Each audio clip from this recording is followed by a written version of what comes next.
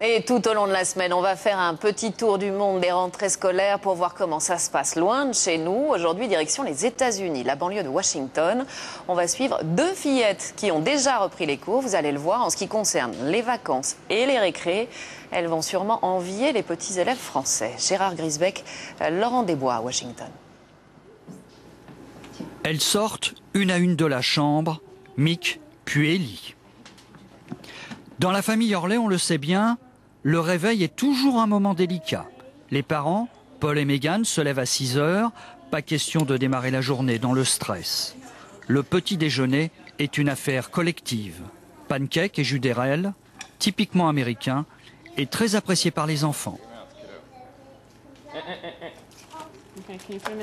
Bess aide sa maman qui prépare la lunchbox, le déjeuner à emporter pour l'école. Je prépare moi-même le déjeuner pour que les enfants aient un menu plus équilibré qu'à la cantine.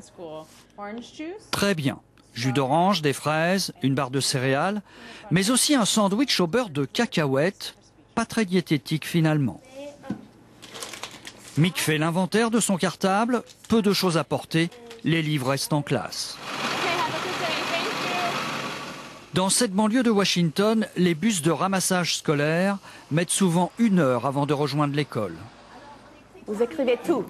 Alors, on écrit ça. Cette école publique accueille des enfants souvent issus de milieux très modestes. Les classes comptent en moyenne 25 élèves. Mick, qui a 7 ans, entre en 2e année de l'école primaire. Aujourd'hui, c'est le cours de français. Ah, Michael! Des serpents.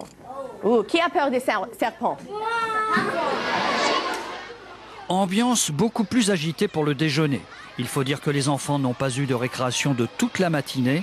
Mick déguste son sandwich au beurre de cacahuètes. Ceux qui n'ont pas de repas personnel choisissent leur plat. Ils préfèrent la pizza et les nuggets de poulet. C'est tout ce qu'ils aiment.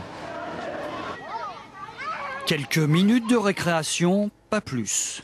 Et les cours reprennent et s'enchaînent sans interruption jusqu'à 15h30. Pour les enfants, la journée est un peu longue. Et si je vois qu'ils sont fatigués, je les laisse prendre des livres en français. Ils viennent se reposer un peu ici et parler entre eux. Et ça marche. Après 2 mois de vacances, Mick a repris les cours. Les prochains congés n'auront lieu qu'à Noël, puis à Pâques, seulement pour 1 semaine.